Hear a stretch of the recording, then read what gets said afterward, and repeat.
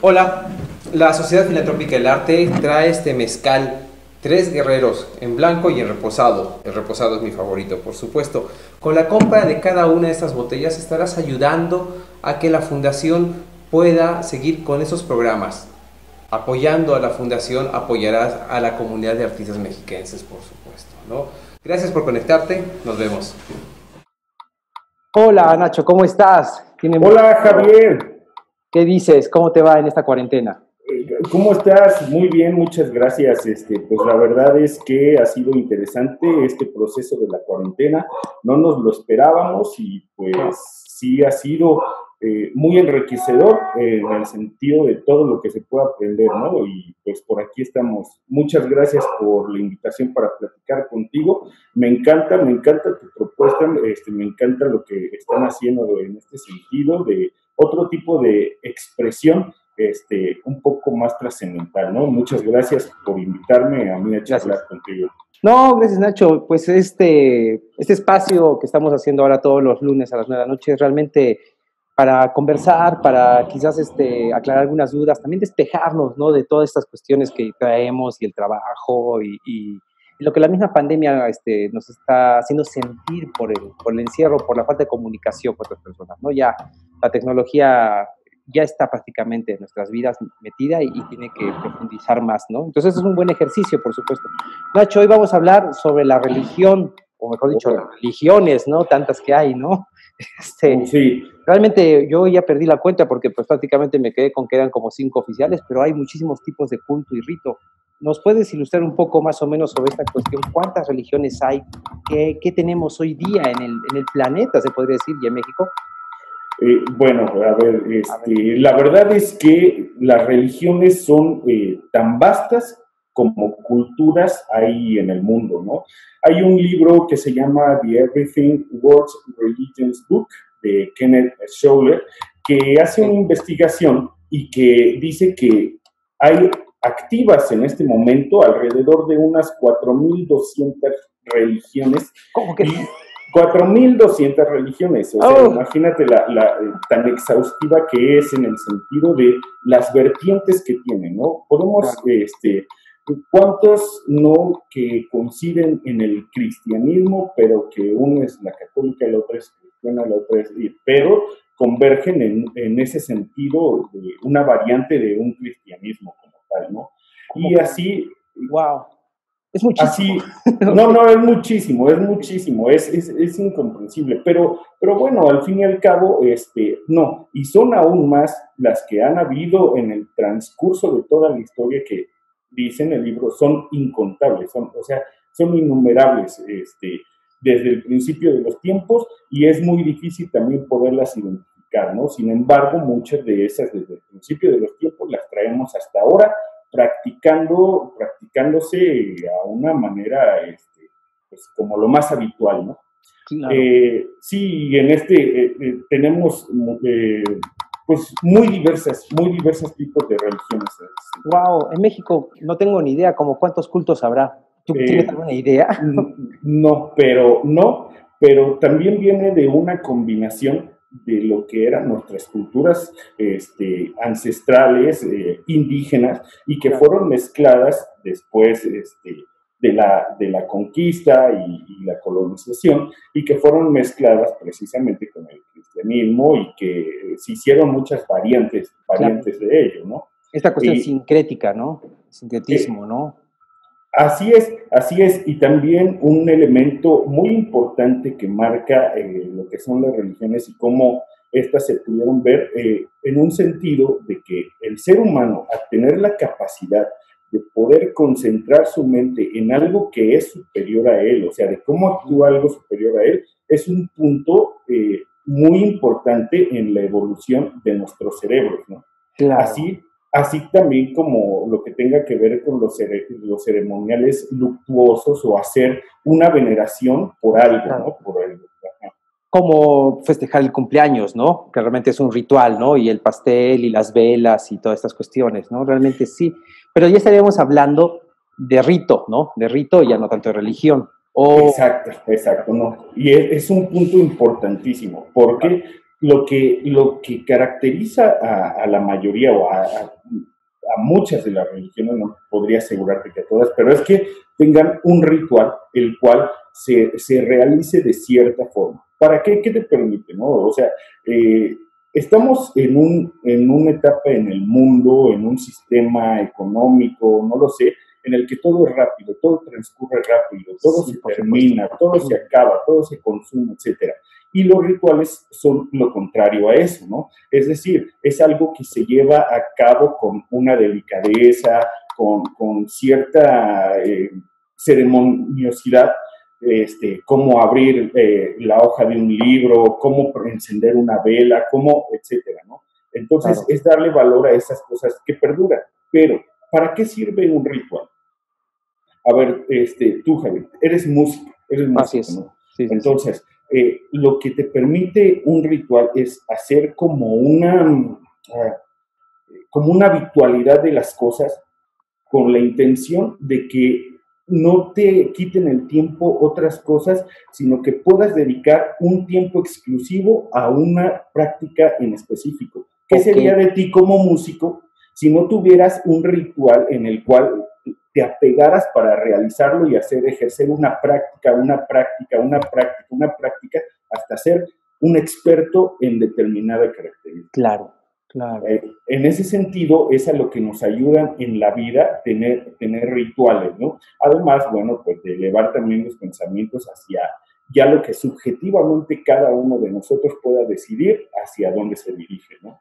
Claro, prácticamente estamos hablando de que el ritual, por lo que entiendo que me dices, pues sí, nos enfoca, nos ayuda a conectarnos con una actividad específica, ¿no? Y, por supuesto, si podemos profundizar en nosotros mismos, pues es el plus, digamos, ¿no? Pero es algo inherente al hombre, ¿no? Está desde toda la vida, prácticamente, ¿no? Claro. Qué interesante lo que dices, perdón, Nacho. Prácticamente, ahorita estamos en confinamiento, pues en el mundo se cerraron los conciertos, los espacios grandes, ¿no? En esta cuestión del arte, no gente, no cines, no nada de eso. Y metió a las iglesias, ¿no? A estos lugares donde la gente necesitaba estar en conjunto para poder tener este ritual, ¿no? Ser dirigido el ritual y elevarse de alguna manera, ¿no? ¿Qué pasó? ¿Qué crees tú que pasó ahora en estos, pues, como 120 días? Bueno, ya 100 días, porque ya tiene como 15 días que en teoría abrieron las iglesias, mínimo. ¿Qué pasó con esa cuestión del ritual, entonces, con la gente? Con base a lo que yo he observado, es que ya viene desde hace algún tiempo que las religiones en el mundo, y conforme avanza la edad y conforme generaciones se quedan atrás, pues también las personas que están adheridas como tal a una religión como tal ha reducido. Claro. ¿A qué yo asumo esto? O sea, a que cuando una religión es instaurada, por lo general se dice, hay ciertas normas y reglas que van a acabar escritas sobre piedra y nos tenemos que alinear a esto. Y entonces, en una sociedad constantemente cambiante y que los principios morales o éticos que eran hace miles de años no tienen nada que ver con los principios de ahora, situaciones como derechos que han ganado el feminismo principalmente, ¿no? O sea, lo que hay respecto a las religiones que incluso no permiten participar a las mujeres dentro de cargos importantes o cosas por el estilo, ¿no? Mucho de lo que cambia y bueno, no se puede, no se adecúan a los tiempos. Ese es el problema, de que se escriba algo sobre piedra y que no dé posibilidad de cambio. Pero, al fin y al cabo, no quiere decir que como tal la religión está mal. La religión vista desde el punto de vista del religare. ¿Qué es la palabra religare? Viene re, que se refiere desde latín a intensamente, ligare, a amarrar o ligar, y ion, que es la acción o la ejecución. Y entonces el religare se refiere a una unión fuerte de religar al hombre con Dios. Eso es lo que debe de buscarse. O bueno, lo que pretende, Claro. o que debería buscarse al entrar a una religión. Entonces, por eso es que no las abandonamos del todo. Por eso, a pesar en otras culturas en las que ya se había erradicado, están regresando a tenerlas, pero ya no en un sentido de creerlo a la literalidad de la palabra, sino de hacer alegorías, sobre las alegorías aprender y volver a retomar los rituales que son parte de la esencia del ser humano. Claro, qué interesante. Entonces, prácticamente sí, concuerdo contigo, no tengo un dato específico así de ahí en los últimos 10 años, cuánta gente está yendo menos a las iglesias, no tengo ese dato, pero hay una crisis, ¿no?, mundial. Sabemos que hay países donde de plano ya no hay culto, bueno, el más masivo que podría ser el católico, ¿no? Ya bajó. En México todavía tenemos, por supuesto, iglesias en cada esquina y sabemos que va gente, pero aún así ya gente joven no va prácticamente, ¿no? Exacto, bueno, no quiere decir que toda la gente joven no vaya, sino, exactamente, ya bajó. Exacto, ha bajado, ¿no? Y bueno, podemos ver algunos ejemplos de lo que pasó específicamente en la pandemia y se juntaban multitudes de personas de queremos ir a misa. Así, o sea, entonces dices, bueno, cuando ya no te respalda la racionalidad para querer hacer como dé lugar algo así, pues es, no sé, cuando hay que reflexionar al respecto de ello, ¿no? Y eso, bueno, yo no sé quién es quién para cuestionar, pero sí hay cosas que pueden notar en cuanto a las representaciones que se hacen en el sentido católico, ¿no? Las representaciones de la pasión de Cristo en los pueblos y todo eso, ¿no? Yo conozco una persona que lo realiza y que él está asumiendo que le den unos buenos latigazos, o sea, y que claro, hacer, hacer todo ese ritual y hacer la representación que debe de ser pues una pasión como tal, ¿no? Porque la representación que haces de una cosa te lleva a otras cosas, ¿no? Pero cada quien está dispuesto a asumir ciertas cargas. Una cosa que yo no comparto, por ejemplo, yo fui bautizado y luego tuve que ser hasta confirmado, pero esas ya son otras, por situaciones a las que me llevó la vida, pero en fin, yo pienso que eso debe de ser una situación que se tome asumiendo o sabiendo lo que representa, y a mí no me parece que te quieran imponer una carga que no te corresponde, ¿no? Que dicen, naces pecado capital y solo a través de mi institución te puedes quitar este pecado capital. Imagínate qué nivel de manipulación es eso, ¿no? Por supuesto. O sea, es que el poder, ¿no? Y vamos al poder del hombre sobre el hombre, ¿no? El poder, desde que naces, antes de que puedas decir algo, de sostenerte, de ser autónomo de alguna manera, te tiene que imponer, ¿no?, una religión. Prácticamente la religión es impuesta geográficamente. Por donde naces, ahí te va la religión, ¿no? Exacto. Y después quitarnos todo eso en nuestra educación, o sea, estás hablando hasta que llega justamente los 15, 14 años, 18, donde puedes decir, ya me voy de mi familia. No friegues, estás hablando de muchos años donde tienes que lidiar con esa imposición, ¿no? Sí, es así. Mira.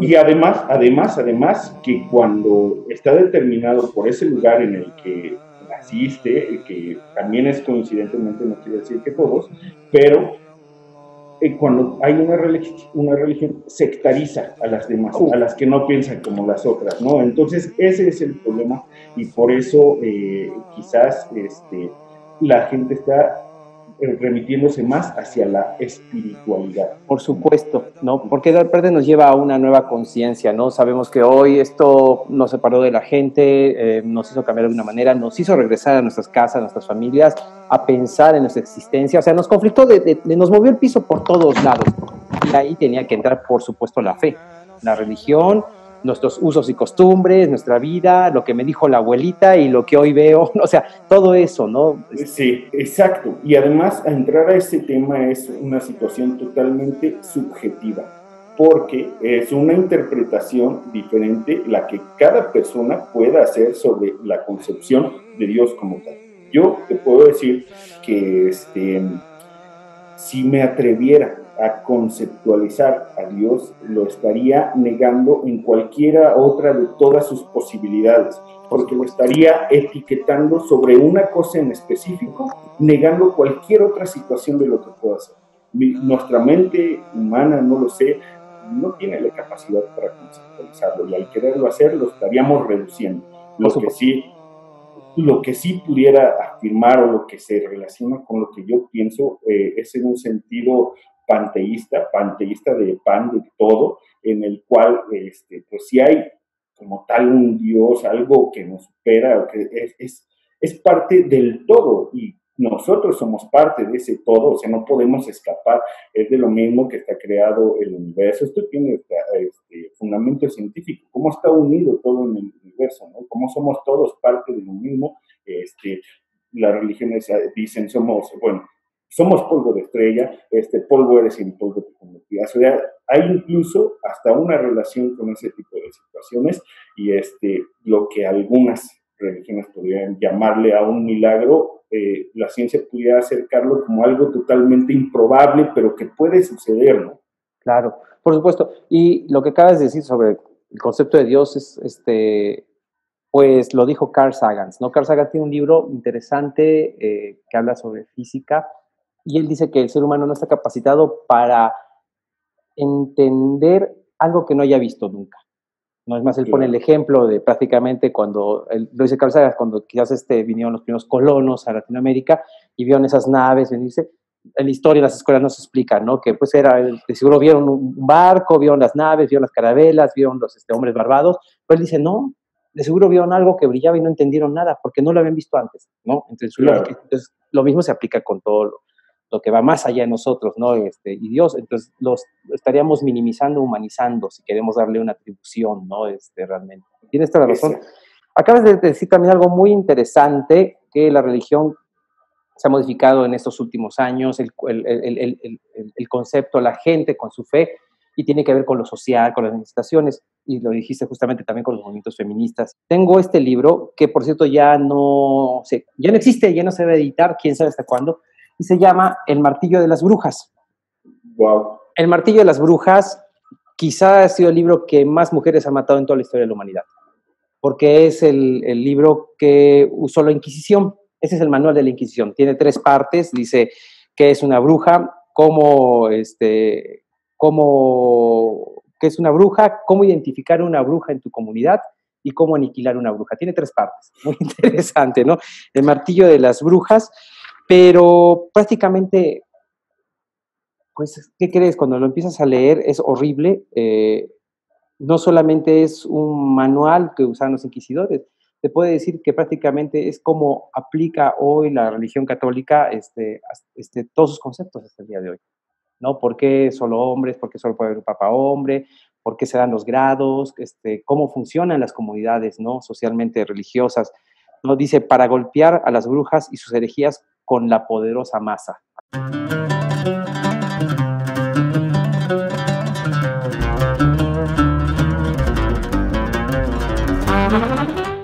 En enero de 1692, Elizabeth Parris, de 9 años, y Abigail Williams, hija y sobrina de Samuel Parris, ministro de Salem, de 11 años, comenzaron a tener ataques, incluidas contorsiones violentas y estallidos incontrolables de gritos. Después de que un médico local, William Grace, diagnosticara que estaban hechizadas, otras jóvenes de la comunidad comenzaron a mostrar síntomas similares.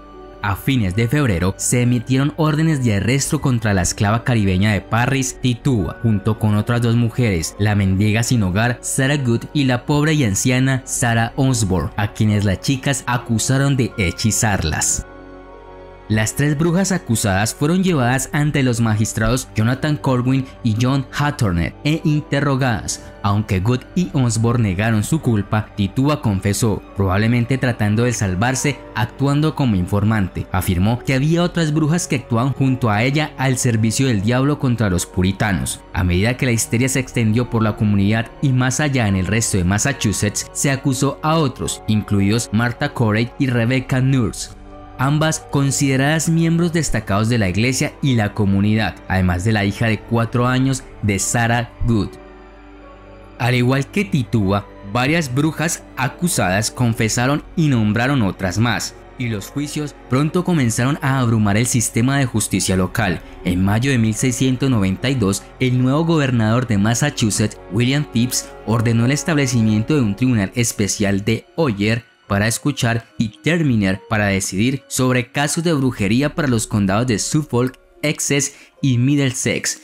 Presidido por jueces como Hatternet, Samuel Sewall y William Stoughton. El tribunal emitió su primera condena contra Bridget Beaches el 2 de junio, ahorcada 8 días después en lo que se conocería como Gallows Hill en Salem Town.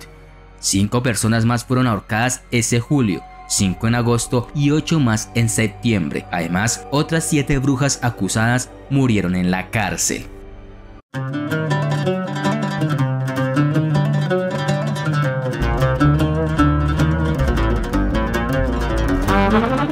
Pero prácticamente en esta evolución del hombre, en esta conciencia que hoy tenemos, ¿no? Y con la pandemia, y con la tecnología, con la ciencia, ¿no? Con la razón que vamos adquiriendo, porque si hay un grado, por supuesto que las religiones como institución tienen que modificarse. No sé si quedar atrás como tal, pero modificarse, ¿no? ¿Tú cómo ves hoy el siglo XXI y aquí en México esta cuestión de las religiones con nosotros? Esa es la situación, Javi, esa es la situación de lo que comentábamos hace un momento. O sea, el problema es que sus fundamentos están grabados sobre piedra. Claro. Entonces, no es que se pueda hacer una reforma, etcétera, ¿no? Y eso, pues, sobre eso se fundamenta todos sus principios. Entonces, si tú cambias algo, la desmoronas por completo. Claro. Ese es por ejemplo, piensa en el Islam, ¿no? O piensa, no sé, o sea, nos vamos a situar, y no es por criticar, cada quien asume, pero eso es lo importante, que quien lo haga esté consciente de que se está metiendo a una religión y que lo que implica es esto y esto. No es como que, por ejemplo, eres niño y van y te llevan y te bautizan y te hacen y todo, y pues tú no puedes ni qué decir, pero eso tal vez sucedía un poco en nuestros tiempos, ¿no? Ahora ya no es tanto así, la verdad, ahora ya no es tanto así.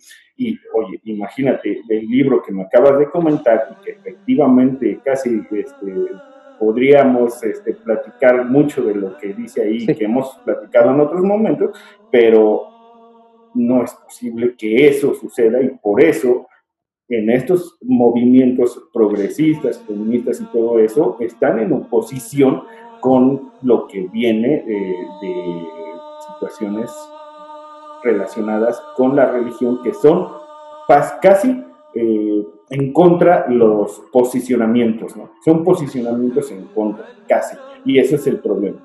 ¿Crees que estamos maduros o vamos en camino a que prácticamente cada persona, cada familia hoy pueda realizar sus rituales en casa? ¿Crees que vaya un poquito más de conciencia en eso? ¿O todavía? ¿Tú cómo ves? No, a ver, mira, yo pienso que vamos a tener que buscarlo. A ver, otra de las cosas, no sé cuánto tiempo falte para que nuevamente nos podamos dormir, no sé si falte un año, por decir tal vez exageradamente, pero mientras tanto, aquí estamos.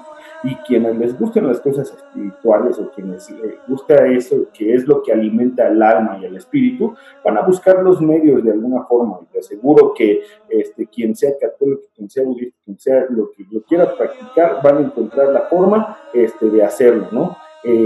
La intención es ¿por qué? Porque no lo podemos evitar. Claro. En ese sentido. Oye, ¿cómo ves? Esto es aparte, justamente me llegó hace un rato una pregunta interesante de Isidro, un amigo nuestro, y me dice, ahorita te lo dice, prácticamente dice, Javi, Pregúntale a Ignacio si él opina que el coaching es la nueva religión. Yo soy mercadólogo. Ok. Ajá, yo soy mercadólogo. Y como te comentaba hace un rato, hay que distinguir las cosas en dos aspectos. Uno, que es el subjetivo y que tiene que ver con cada quien crea su propia religión. Y dos, con la literalidad o lo que las cosas son realmente o lo que creemos que son realmente, ¿no? Entonces, ¿qué pasa con el coaching? El coaching, pues, de alguna forma es como una neuroprogramación, neurolingüística, que te hace tener ciertas reacciones y que en mucho sentido puede ser positivo. O sea, que puede decir, no, pues tú ánimo, tú puedes, o no lo sé, ¿no? Situaciones así. Yo no soy muy adepto de coaching o cosas por el estilo, pero pienso que así funciona. El problema es cuando, como en todo, se fanatizan cosas, claro. El fanatismo, eso es a lo que hay que huir por completo. Entonces, cuando tú dices, ok, asumir, ejercer como con responsabilidad la vida, es decir, investigar a cada cosa a la que te metes. Si te vas a meter en coaching, pues investiga de qué se trata el coaching, a dónde te puede dirigir. El problema es que hacen como tipo, dentro del fanatismo, cosas que se refieren más como un tipo de sectas como Nexium, como otras situaciones así que, claro.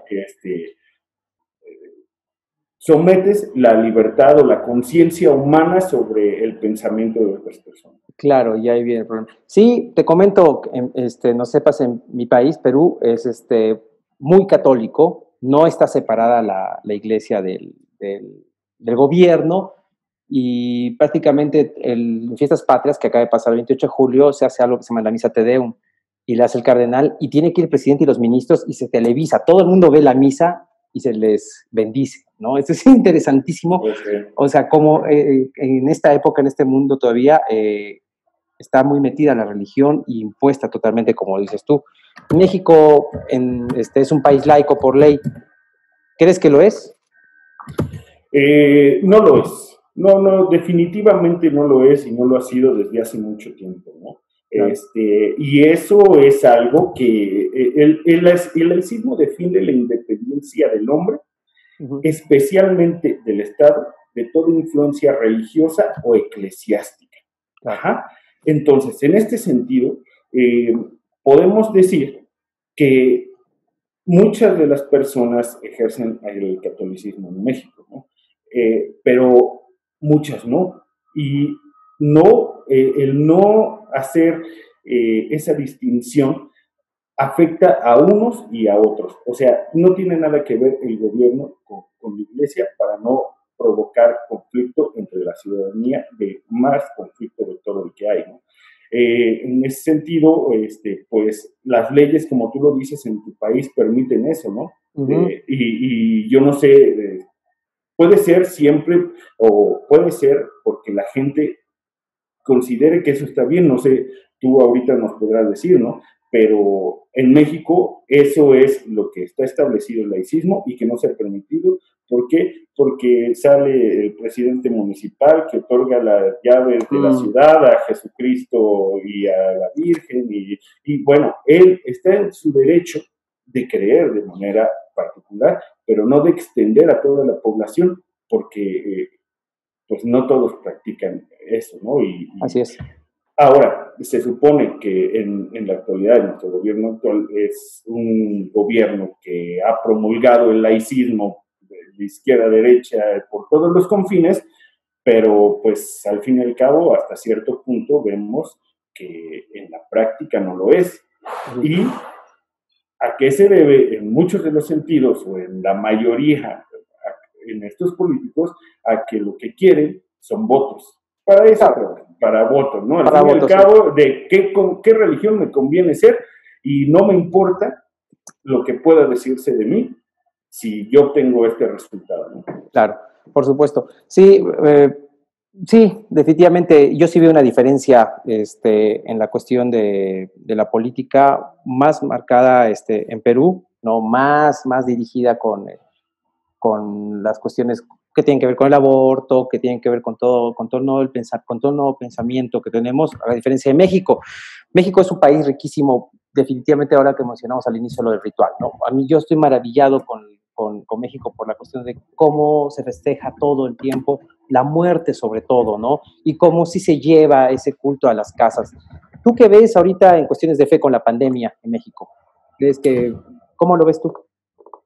En México específicamente, bueno, pues yo creo que no va a haber mucho cambio, ¿no? O sea, simplemente va a ser pues, una cuestión que conforme avance la vida, conforme avancen los años, conforme avance el tiempo, pues esto se va a ir modificando y tanto en México como en otros espacios yo pienso que pues, la tendencia va a ser a seguir buscando la espiritualidad para escapar de toda esta rapidez, de todo, pero seguir teniendo esos rituales que nos permitan pues alimentar el alma en específico y que en otro sentido, pues desde el punto de vista de la evolución, siempre vamos a estar tratando de encontrar mejores formas de ser.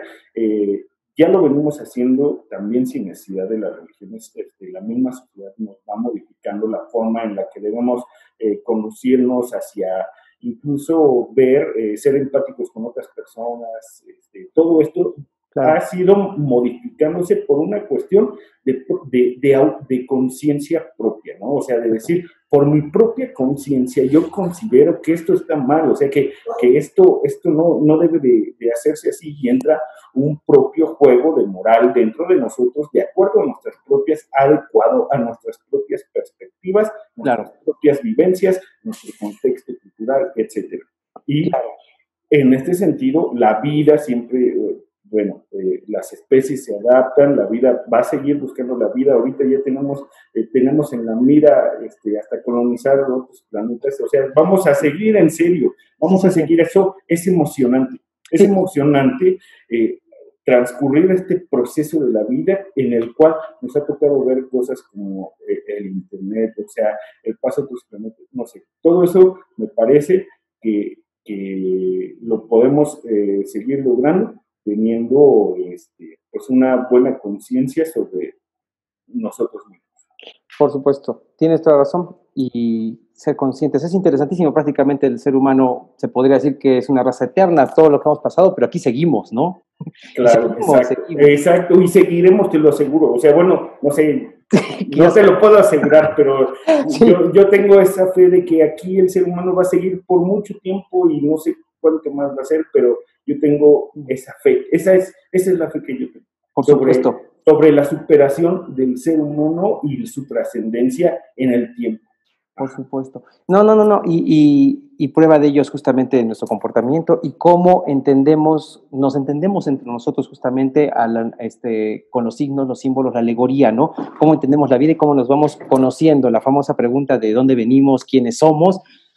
En esa búsqueda de saber qué hacemos aquí, por qué vivimos, nos lleva a crecer y a superar todo. Eso es interesantísimo.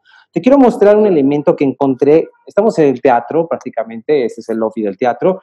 Y últimamente a los invitados de estas pláticas les muestro algunos elementos que de verdad están en los tiliches metidos en las bodegas, porque aparte hay una mística y un ritual para todo esto. A Joaquín le mostré una corona de espinas muy interesante hecha con alambre de púas.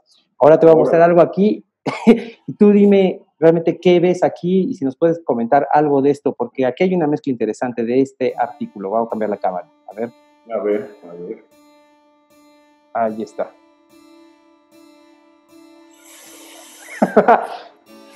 Es una rosa y una cruz. Así es.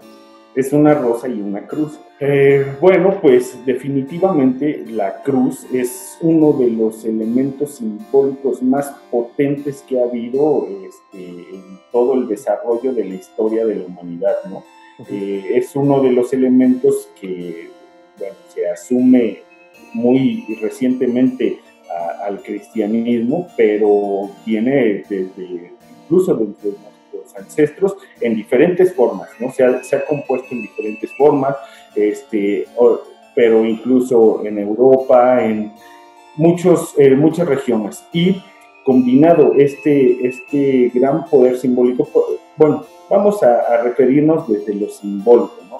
Para que quede como con más precisión el concepto desde lo simbólico, esta gran representación de poder con la rosa o lo que florece, es lo que quizás otorga el poder para que esa flor pueda florecer, y con un color muy particular que es el rojo carmesí, con lo que representa en el sentido de lo que está incluso en nuestra propia sangre, ¿no? De lo que es, lo que lo contiene nuestra propia sangre, que es nuestra esencia de vida en un punto de vista simbólico, combinado con ese poder de la cruz de la creación y lo que pueda manifestarse a partir de ella.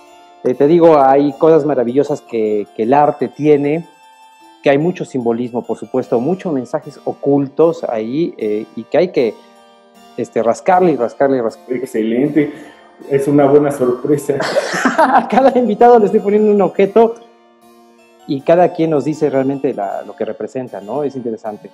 No, sí, y es muy poderosa, y gracias por compartir esa simbología. No, de nada, Nacho. Pues prácticamente ya vamos a terminar, Nacho. Te quiero agradecer muchísimo por estar aquí y me gustaría que nos dejes una conclusión en este momento pues pandémico que parece que ya se está aplanando raro, pero que sí es una nueva realidad, ¿no? Con esto, ¿qué nos dirías sobre todo a las personas que nos están escuchando que tienen niños en casa con estas cuestiones de la religión y de la fe? ¿Qué nos dirías tú? Mira, pues yo tengo un hijo que es un hijo chico y que pues definitivamente bajo mi punto de vista pues no lo llevaría quizás a un catecismo, algo respetable, pero bueno, lo que sí es que fundamentar valores que estén enfocados en el respeto, en la empatía hacia las demás personas, a buscar lo que su propia conciencia de niños sea el buscar el bien, o sea, por sentir una satisfacción de hacer el bien sin algún otro objetivo, ¿no? O sea, ahorita que muchos están haciendo caridad, pero con la cámara, ¿no? Con la cámara en la mano. Entonces, pues es como traspasar de ese tipo de ideas y a actuar de una manera general de esa forma.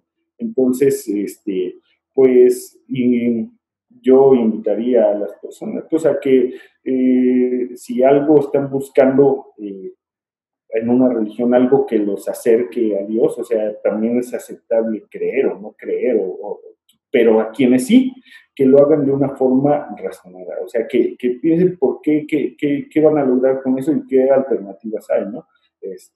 Pero que asuman lo que corresponde y pues todo está en no hacer más sectarización. Eso. Pues muchas gracias, Nacho, por estar aquí, de verdad te agradezco muchísimo. Pues gracias a todos los que nos están escuchando, vamos a responder poco a poco todos los mensajes que han llegado y... ¿Han llegado mensajes? Okay. Sí, ahí, y te invito que después cuando termine todo esto, igual lo revises después porque la gente sigue escribiendo y sigue viendo. Qué bien. Pues muchas gracias, Nacho. Excelente. Gracias por estar aquí en estas charlas de semiótica del arte, gracias a la Fundación Sofía y nos vemos pronto, Nacho.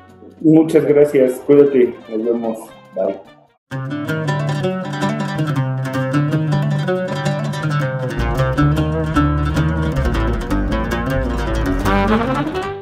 La Sociedad Filantrópica del Arte trae este mezcal, 3 guerreros en blanco y en reposado. El reposado es mi favorito, por supuesto.